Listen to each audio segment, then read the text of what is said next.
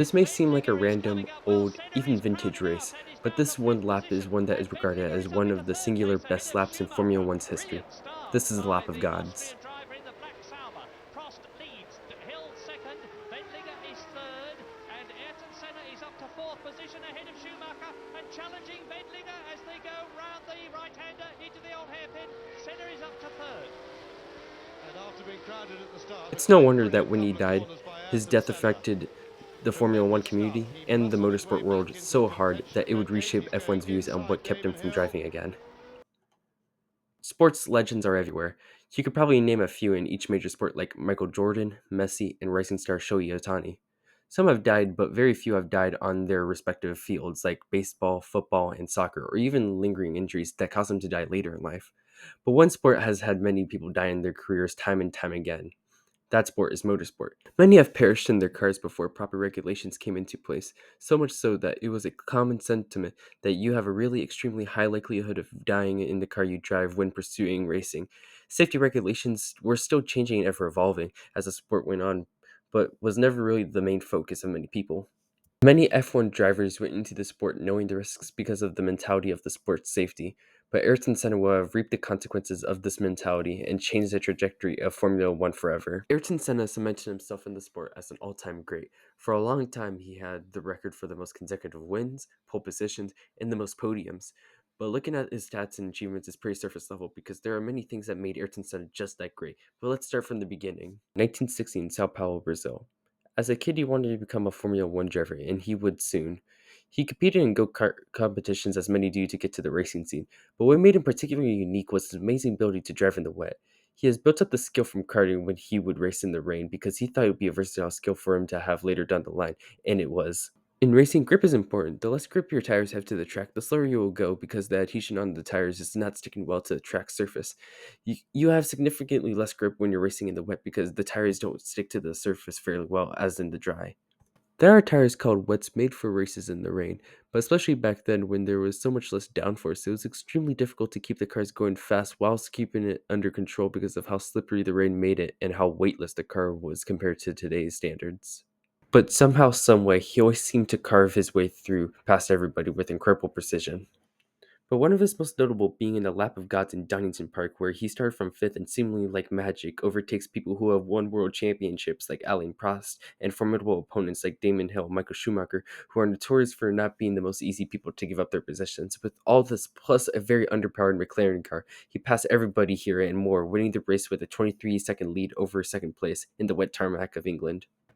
Races like these would give Ayrton Senna the nickname of both Magic Senna because to anyone besides himself it seems impossible for the things he can pull off, and Rainmaster for his tremendous skills in the wet. People loved to watch him race anytime they had a free Sunday to see his magic at work. The audience, the drivers, and even an entire country loved him. Besides the general motorsport community being dazzled by Ayrton Senna's skills and talents that made him look like a god on the track, drivers on the track admired him, more or less depending on if you were against him like Alain Prost, who had many clashes and even crashes with. But not only did his competitors admire him, one owed him his life because of Ayrton Senna. Eric Gomez crashed into a barrier in Spa of 1992 where he was sitting in his cart unconscious and his foot still on the throttle. When Ayrton Senna drove past the wreckage, he immediately stopped the car, jumped out, and he ran as fast as he could to Eric Gomez and turned off the engine and supported his head until medical officials arrived. Medical officials and even Eric Gomez even credit him for saving his life on that day. But for Ayrton Senna's biggest fans were the ones back where his home was. Brazil was going through a major recession in the 80s and 90s, and major political issues were still lingering from Brazil's past, and plans to help counter it always seemed to backfire. Many found inspiration from Ayrton Senna's racing because it gave some people something to believe in when a Brazilian was winning championships and races. It inspired them during a very harsh period in their country's history. It's why the Brazilians cheered him on when he won his two home Grand Prix in his hometown of Sao Paulo, Brazil. Here's our hope until tragedy struck. It was Sunday, May 1st, 1994 at Imola, Italy, and a driver by the name Roland Ratzenberger had just died the day prior in qualifying. Senna was saddened by his death, but he went on to qualify for pole position in the very difficult to maneuver Williams.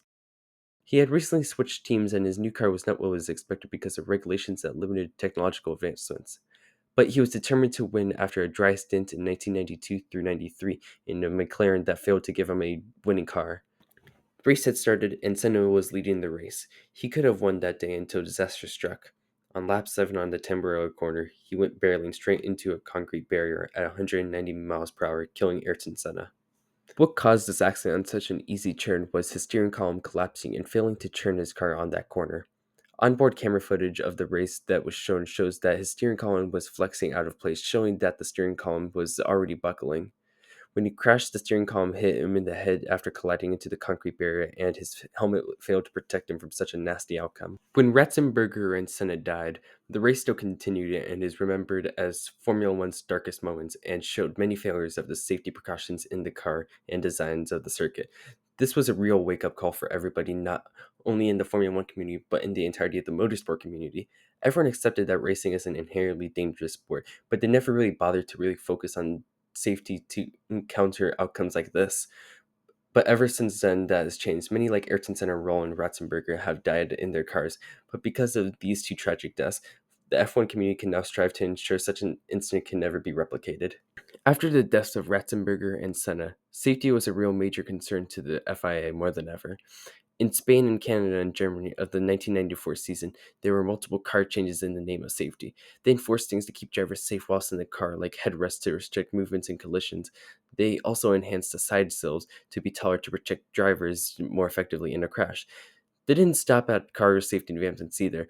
After what happened in Tamburello, the FIA had realized flaws in track designs, so they had set out to change how tracks were laid out and found ways to make them safer. The FIA had developed a program that showed high-risk corners and when to change those said dangerous corners, and limiting the number of them down from 27 to 2. Crash tests became a lot more rigorous, and the introduction to lateral crash tests to see if the car is good to race.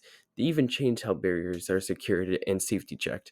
After the several reworks they hashed out, tracks can have barriers that can stop a crash and not put the driver in jeopardy. For instance, tire barriers are tested and secured heavily with rubber conveyor belts. They even brought in driver's aids that they banned previously because they now understand how important the integration of them can be to the sport, with the exclusion of stuff like active suspension that was originally banned to the Williams car. These may seem small or trivial, but these really did save lives later down the line and really did propel Formula One into a new era of safety. And I shall talk about the importance of the specific advancements in another video. Thank you for watching my video. I hope you enjoyed and learned that the safety features that these drivers get today are revolutionary to what the drivers in the past got. This is very stressful to make and part of my senior project, so if you want to stick around to see the rest of my videos talking about Formula One safety issues past, present, and future, please stick around and ignore the stuttering. But anyways, my name is Jaden of Jaden Motorsport, and I'll see you later.